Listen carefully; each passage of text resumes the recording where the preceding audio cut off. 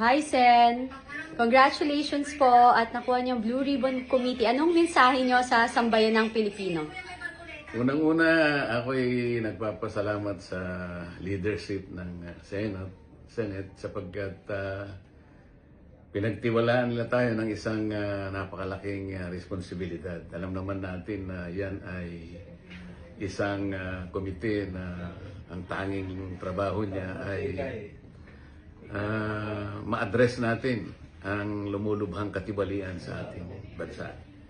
Kaya nung ibigay nila sa akin ito ay katibayan lamang na inaasahan nilang una, kaya natin gawin. Pangalawa, yung tiwala.